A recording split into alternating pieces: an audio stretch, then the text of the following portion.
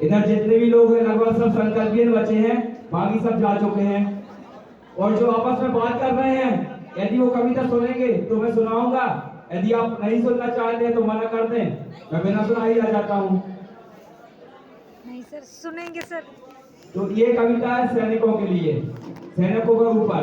लगभग हमारे पास में सब भूतपूर्व सैनिक एसोसिएशन वाले सदस्य हैं और सबका हमारे साथ आशीर्वाद तथा सहयोग है। एक बार आप फील करें कि सैनिक की क्या अवस्था होती है। कई बार क्या होता है, युद्ध होते हैं, सैनिक दोनों तरफ के घायल होते हैं तथा मारे जाते हैं। आप उनकी जगह खुद को रख के देखें। एक बार आप मेरा साथ दें तथा कविता सुने। जी सर। कल्पना करिए युद्ध हो रहा है और एक सैनिक घायल है, वह अपने परिवार वालों के लिए एक पत्र लिखता है जो कि वह उसका अंतिम पत्र है। वह अपने परिवार में माँ, पिता, भाई तथा बहन के लिए कुछ शब्द लिखता है। आप एक बार जरूर सुने।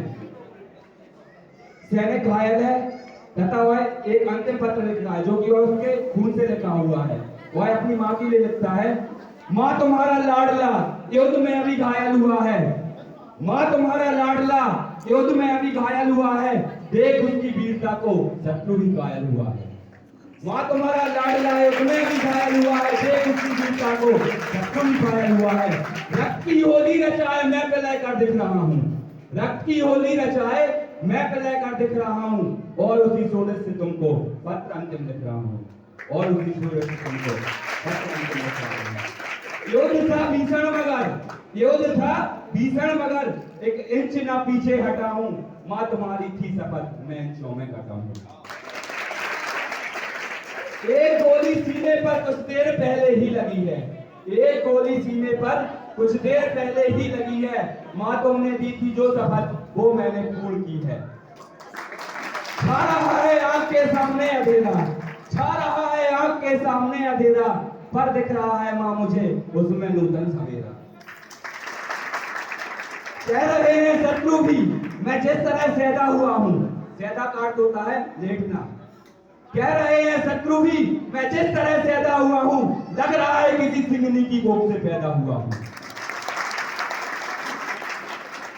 अक्सर न्यूज में आपने सुना होगा, अखबारों में सुना होगा, मीडिया वाले बोलते रहते हैं कि सैनिक चिर निद्रा में सो गया। चिर निद्रा का मतलब होता है लंबे समय गहरी नींद के लिए।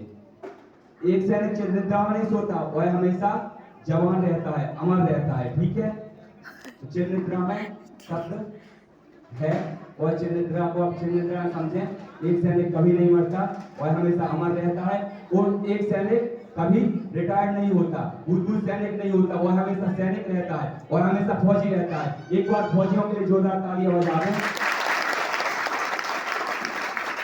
ये ना समझो मां मैं चिर नींद लेने जा रहा हूं, मैं तुम्हारी कोख से फिर जन्म लेने आ रहा हूं। अब वो अपने पिता के लिए लिखता है, कहते हैं कि वो पिता बड़े सौभाग्यशाली होते हैं जिनके बेटे उनके पिताओं की अर्थी को कंधा देते हैं, मुखाग्नियां देते हैं। लेकिन हमारे इधर ऐसा हुआ है, हमारे जवानों की अर्थियों को उनके पिताओं ने, उनके दादाओं ने कंधे दी हैं, मुखाग्नियां दी हैं। इसके लिए मैं दो लाइनें बोलना चाहूंगा। जितनी भारी लगती है ये शेषनाग को धरती, जितनी भारी लगती है ये शेषनाग को धरती, उतनी ही भारी लगी पिता को अपने बेटे की अर्थी। पिता मैं तुम्हें बचपन में ही बहुत दुख दे चुका हूँ, मैं तुम्हें बचपन में ही बहुत दुख दे चुका हूँ, और कंधों पर खड़ा हो आसमान सर ले चुका हूँ। तुम सदा कहते न थे, तुम सदा कहते न थे, ये ऋण तुझे भरना पड़ेगा, एक दिन कंधों पर ले मुझे चलना पड़ेगा। पर पिता वह भार अपना, पर पिता वह भार अपना, मैं तनिक हल्का कर न पाया, तुम मुझे क्षमा करना, मैं पितृ ऋण को भर न पाया, मैं पितृ ऋण को भर न पाया।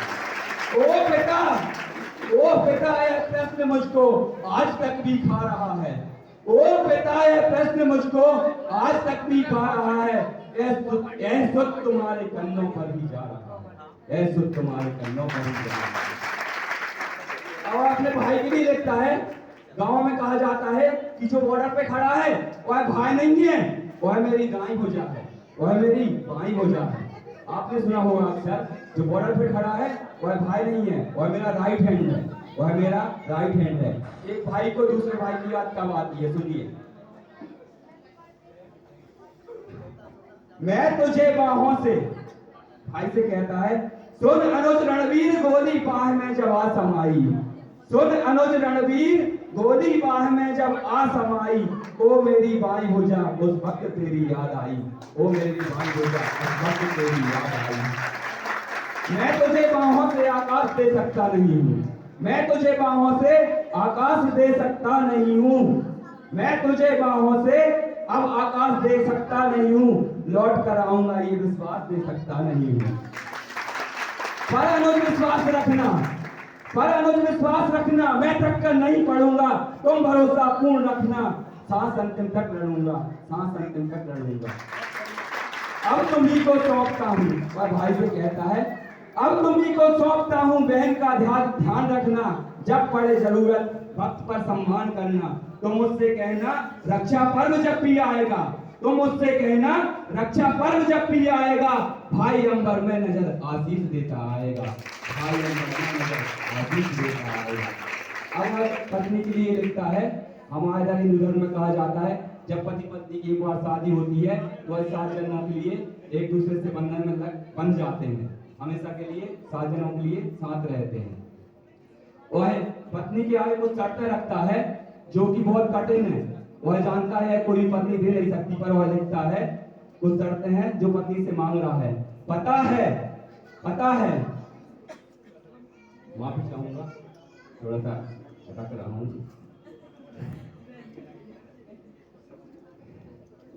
अंत में प्रिय मैं आज भी तुमसे कुछ मांगता हूँ, अंत में प्रिय, आप कल्पना करें और अपनी पत्नी के लिए गाय, कई सैनिकों को भी कुछ महीने ही शादी हुए होते हैं और वह शहीद हो जाते हैं, वह कैसे लिख रहा होगा, अंत में प्रिय मैं तुमसे कुछ मांगता हूँ, है कठिन देना मगर निष्ठुर हृदय हो मांगता हूँ, अंत में प्रिय मैं आज भी तुमसे कुछ मांगता हूँ, है कठिन देना मगर निष्ठुर हृदय हो मांगता हूँ, तुम अमर सौभाग्य की बिंदिया माथे सजाना, तुम अमर सौभाग्य की बिंदिया माथे सजाना, हाथ में चूड़ी पहनकर पाँव में मेहंदी रचाना, तुम नहीं वैधव्य की प्रीति मूर्ति की साधिका हो, तुम नहीं वैधव्य की प्रीति मूर्ति की साधिका हो, तुम अमर बलिदानी की पुस्तक की पहली भूमिका हो। और बालकों के लिए लिखता है, जानता हूँ बालकों के प्रश्न कुछ सुलझे न होंगे, जानता हूँ बालकों के प्रश्न कुछ सुलझे न होंगे, सैकड़ों ही प्रश्न होंगे जिनमें और उलझे तो होंगे, पूछते होंगे कि पापा कब आएंगे, और पूछते होंगे कि पापा कहाँ हैं और कब आएंगे, और हमको साथ लेकर घूमने कब जाएंगे, पापा हमको छोड़कर जाने कहाँ बैठे हुए हैं, क्या उन्हें मालूम नहीं है हम उनसे रूठे हुए हैं। बच्चे जिद करते हैं, वह अपनी पत्नी से कह रहा है कि बच्चे जिद करते हैं, जिद करने देना, तुम उनसे कहना क्या उन्हें मालूम नहीं है कि हम उनसे रूठे हुए हैं, तुम उन्हें समझाना, उनसे कहना कि बेटा जिद पर अड़ जाते नहीं है, बेटा जिद पर अड़ जाते नहीं है, जो ज्यादा जिद करते हैं उनके पापा घर आते नहीं हैं, उनके पापा घर आते नहीं हैं।